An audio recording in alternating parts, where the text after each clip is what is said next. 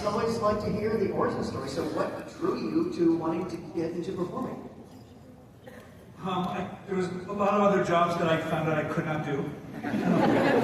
I had left North Carolina to go play soccer at a little school in Ohio, and I was told to leave there at a time when I actually also really wanted to go to New York, because there was a lot of cool bands. I liked to see like the B-52s, this was a long time ago. A lot of like punk bands and stuff, and I wanted to go to see all that. And then I started in New York for about a year, and one of my friends from a little school in Ohio said, you know, you could get off the streets by auditioning. She knew I had done a play there. By auditioning, you maybe get into NYU, and then you would have a place to live. So I did that, and I ended up with a great bunch of people and starting out that way. Very nice. Been a heck of a ride since then, I'd say. Again, you've got a tremendous body of work. I'd love to talk about some of the... I felt inappropriate, but I'm going to roll with it. Look at me down. One of the things that you're in that I really enjoy, We Were Soldiers. I love that film so very much because it works as a historical piece, it works as a documentary about war, but it actually is almost an adventure-like quality to it too. It kind of hits all those weird sort of little marks, and that was really good. What was that experience like for you? It was based on a wonderful book, We Were Soldiers Once and Young, really incredible book written by General Hal Moore, who was part of that battle, the first air cavalry battle, and I think one of a very crucial battle within that war, because like so many wars, because I studied them a little bit, the technology changes and it changes completely what everyone's doing. So they were trying to go in and fight en masse against the North Vietnamese forces for the first time with air cavalry, which was, I'm going to really go down to that hole here. So that was the big battle, and after that, the opposing force to us at that time decided, you know, this has to be a guerrilla war. And it was an incredible cast with Mel Gibson and Barry Pepper and Kerry Russell and John Hamm, young John Hamm, this new guy, John Hamm. And we went to Atlanta, and we were in a form of boot camp and ranger school. It was really not the tough version, but tough enough for me. And we had a blast, and really worked our butt off. So I'm glad you liked it. No, absolutely. Again, you've done work in front and behind. Particularly, I enjoy Choke. Thanks to you and me. Nice to meet you. See, it's perverted. Yes, Choke, I had written a movie. When I first moved to LA in the late 90s, I had done a lot of work as a theater actor, but they did not know from me or want to know from me in LA, so I started writing because I don't like to sit still, and I got hired to write this movie that became this ghost movie with Lies Beneath. It was a thrilling adventure. I haven't seen it, it's kind of good. And at that time they brought me this book called Choke about I'm not going to tell you what it's about. If you saw Fight Club, it's by the same author who wrote Fight Club, and it's a satire about a sex-addicted colonial theme park worker. And I thought it was brilliant. And so they asked me to write it, and I said I'll write it if I can direct it. And it took me probably 3 or 4 years to adapt it and get the money, and then we made it in New Jersey in a sweltering hot summer like this one, with Sam Rockwell and Angelica Houston and this wonderful Scottish actress, Kelly MacDonald, and it was really an amazing experience.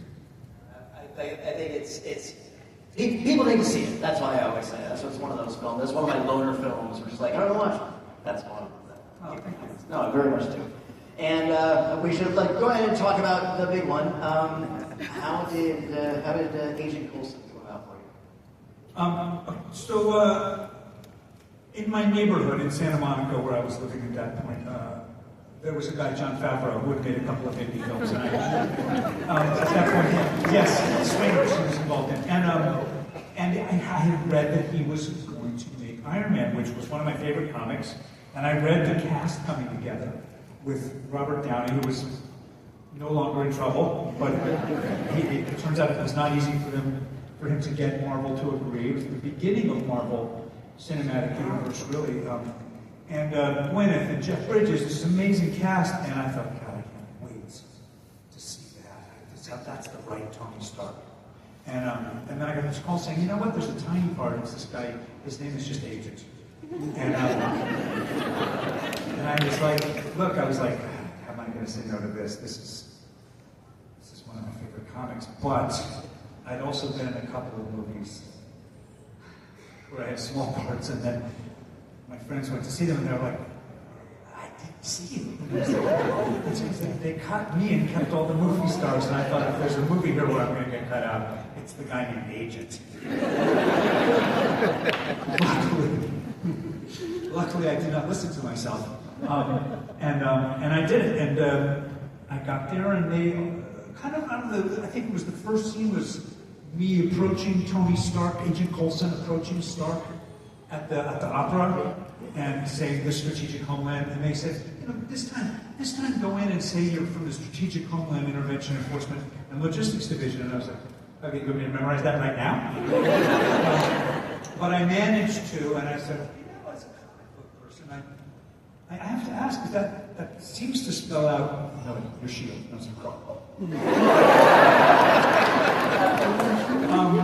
I still thought, that's cool.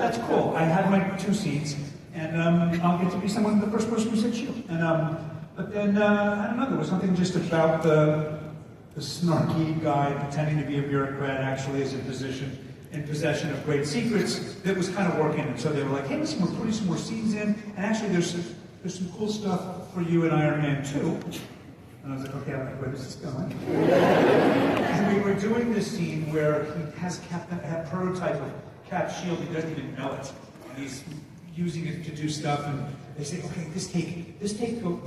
There was some improv in those days. This take, go in, tell him you gotta go. You gotta go. I'm like, I gotta go, I'm really having fun. And they're like, no, tell him you gotta go to New Mexico. I was like, okay. And I did a couple of takes, and then I was like, hey, I'm not method, but what's in New Mexico? Oh, did nobody tell you this? You find Thor's hammer.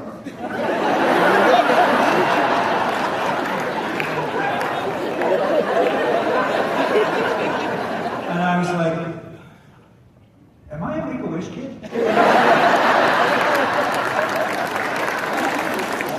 mean, I'm a little old for it, but it feels like this is the only plausible explanation for what's going on here. And the next thing I know, I was up at Stan Lee. Oh my God, his pickup truck was trying to pull the thing out, nobody could, and I got to say, I found it. So, for a kid who'd been quite nerdy in Chapel Hill, at the Varsity Theater in Chapel Hill, staying 3 times in a row, the Carolina Theater to watch the first Superman. I heard they made a new one. And it just became this kind of series of incredible, like, okay, now this is definitely Make-A-Wish. Like in Comic-Con, they brought me for Thor, and this guy comes up and I was like, this is Josh Whedon. So he's like, looking for me, and he said, can I introduce you as part of the cast of the Avengers? And I was like, that's okay with me. That's how you found out? Yeah. When they called you on the stage? Oh, yeah. You didn't know that way? No, oh my God. You don't tell anything. I didn't tell you anything. And then I had this call from... You weren't under a multi-picture contract. I didn't read that. I mean, they gave you a multi-picture contract to tie you up if you were doing the catering. They locked everybody down. Probably a month or 2 later, I got this call from Kevin Feige, the genius behind all that. He said, so listen, you know, Josh wasn't kidding. You have a really good part in the Avengers. And I was like, that's so cool. And he said, yeah, what happens to you is what brings the Avengers together. And I was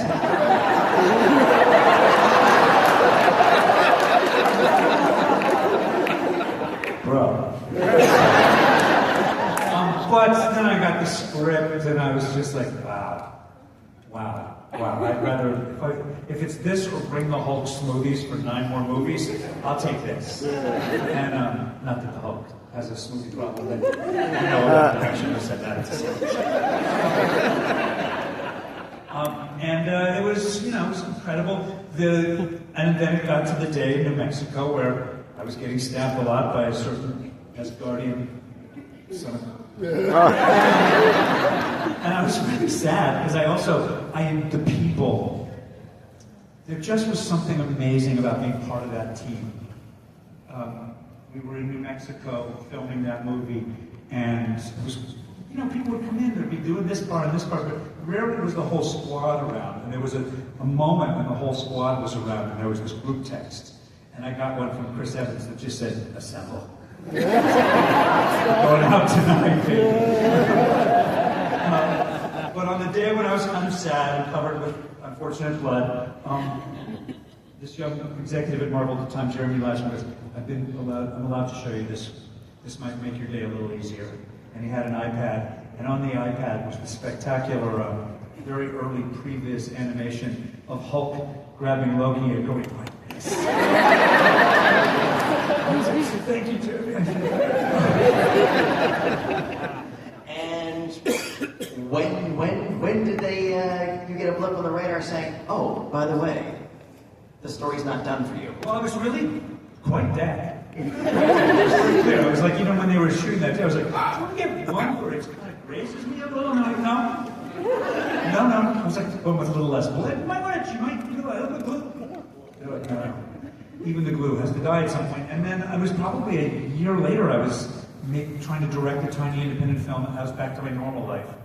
And I got this call from Jeff Loeb, who was running this new Marvel television thing where they were going to start to make Daredevil and stuff on Netflix, but they were making this one ABC show.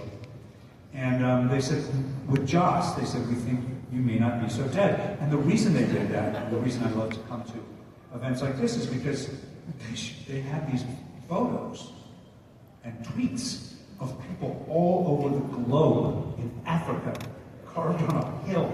Coulson lives.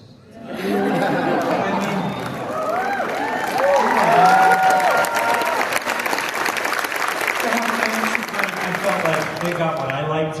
Joss got it too, that I had these cards, my cap cards. He was like, he got this guy's one of us. And that the fans got that, and that they needed someone within that world who didn't have superpowers, other than their belief in the cause. And so to have that come about as a result of that, to work for Marvel, who has always, Comic-Con's really changed because Marvel started bringing early footage of these things to San Diego. And their relationship with the fans was a really thrilling thing to be part of. And so all of a sudden I was playing a guy who had thought he had a near miss, but had actually died, had been brought back through fiendish alien methods. If you hadn't seen the show, check it out. And he's now running a team of kind of hand-picked, misfit, very young agents, even though he's kind of beat up and tired and traumatized. And suddenly I realized, well, here's this aging, beat up, traumatized actor with a team of young actors, and spectacular. Not quite as old, not quite as young, but still very young Ming-Na Wen. And they were living a very parallel experience making this show, which we got to make for 7 seasons, and just had an actual family.